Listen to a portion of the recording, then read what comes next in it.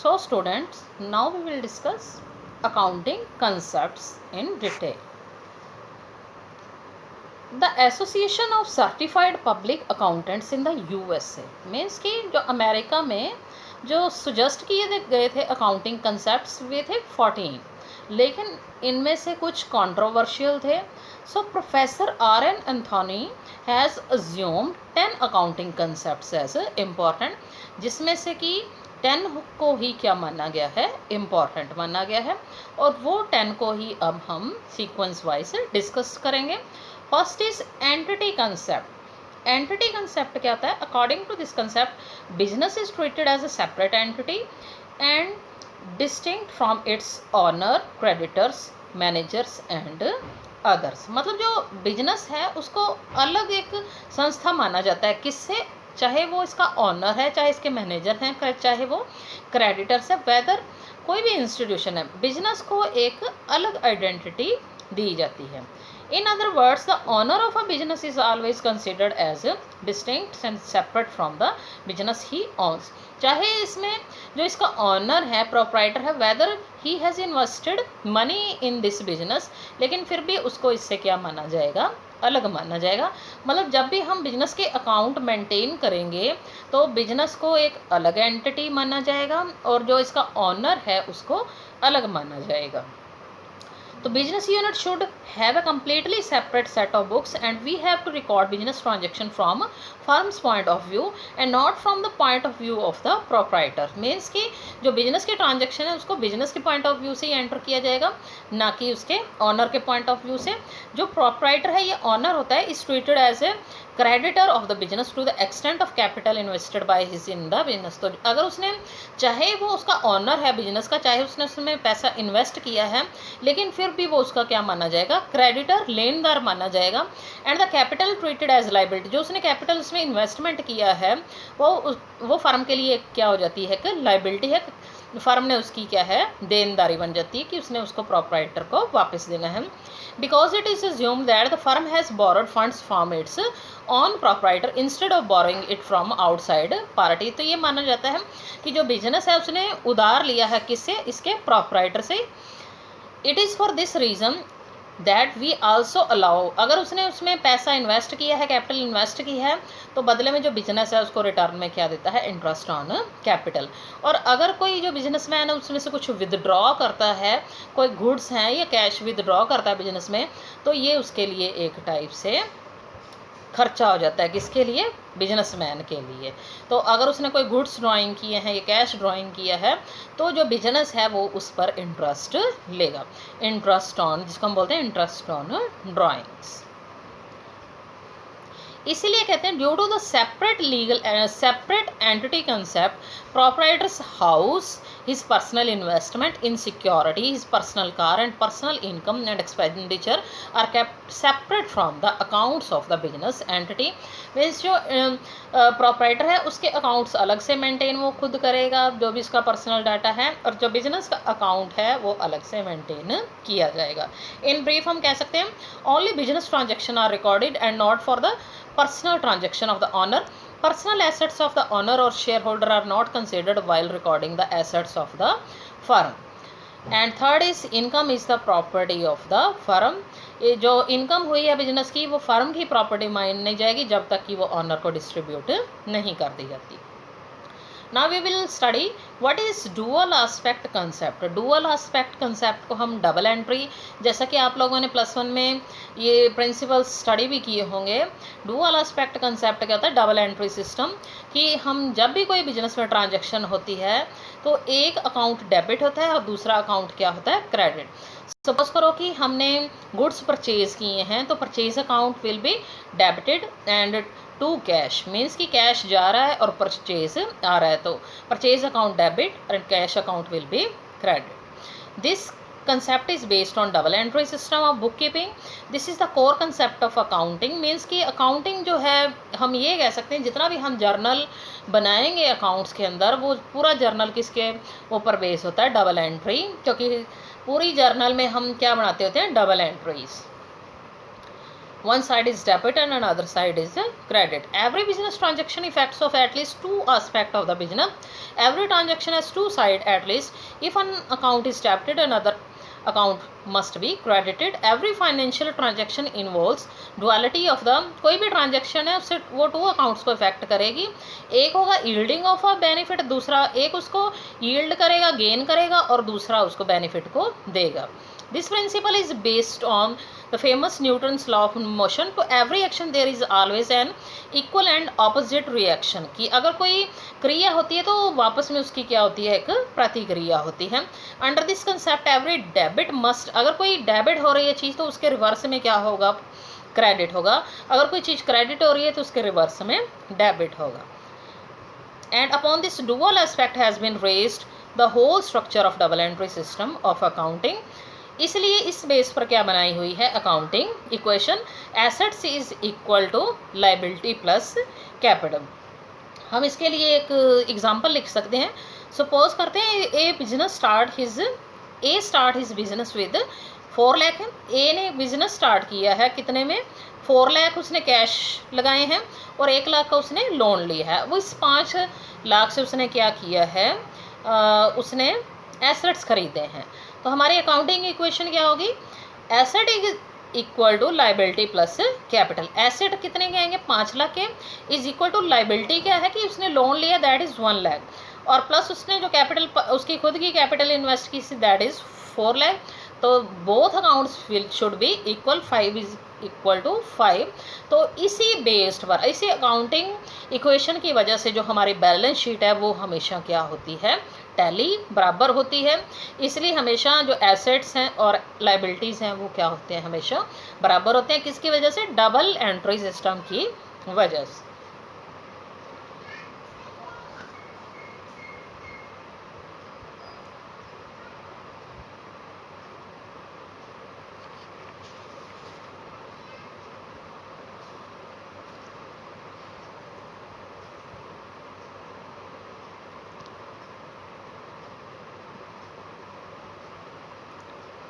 So now will discuss what is going concern concept. इसमें ये कहा जाता है कि हम अगर अकाउंट्स मेंटेन करते हैं बिजनेस के अंदर तो ये सोचकर चलते हैं उसमें कि business will go for a long period, कि बिजनेस लंबे टाइम के लिए चलेगा. इसी बेस्ड पर जितनी भी हम एंट्रीज करते हैं वो लंबे टाइम के लिए होती हैं. सपोज करो अगर हम फिक्स्ड एसेट्स लेते हैं तो उन पर जो डेप्रिसिएशन लगाना है वो लंबे टाइम के बेस पर, मीन्स कि हम मेथड कोई भी फॉलो कर सकते हैं डेप्रिसिएशन लगाने का, whether it is fixed method और रिटन डाउन वैल्यू मेथड और any method.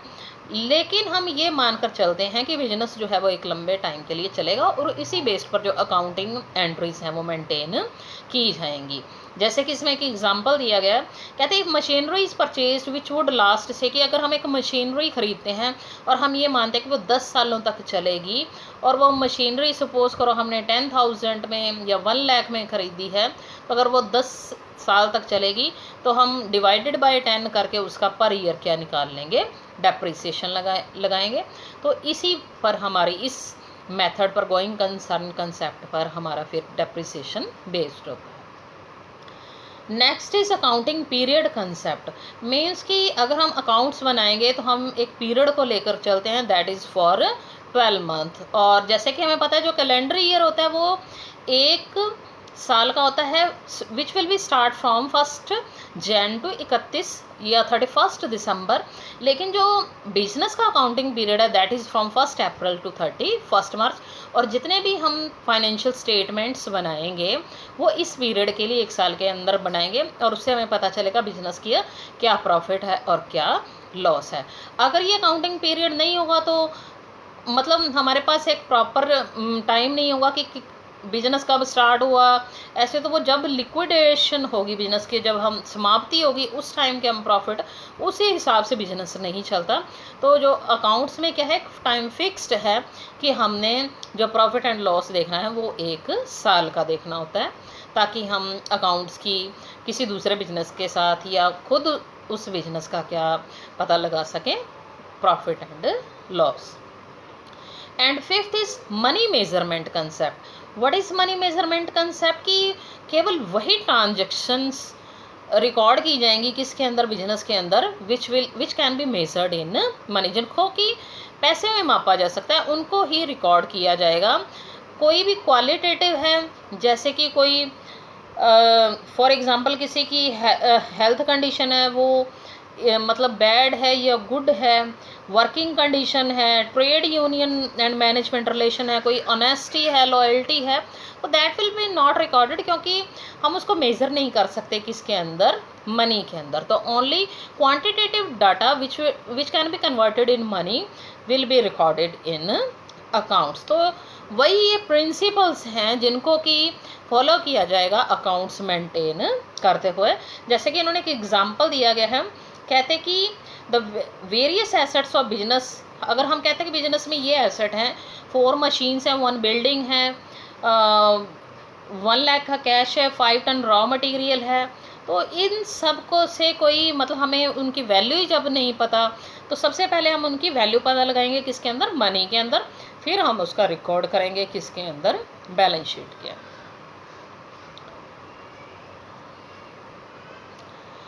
Now 6th concept is cost concept. तो कॉस्ट कंसेप्ट में बेटा हम क्या देखेंगे, मीन्स कि जितने भी एसेट्स हैं, फिक्स्ड एसेट्स हैं, उनका जो रिकॉर्ड्स है अकाउंट्स के अंदर, वो हिस्टोरिकल कॉस्ट बेस्ड होता है।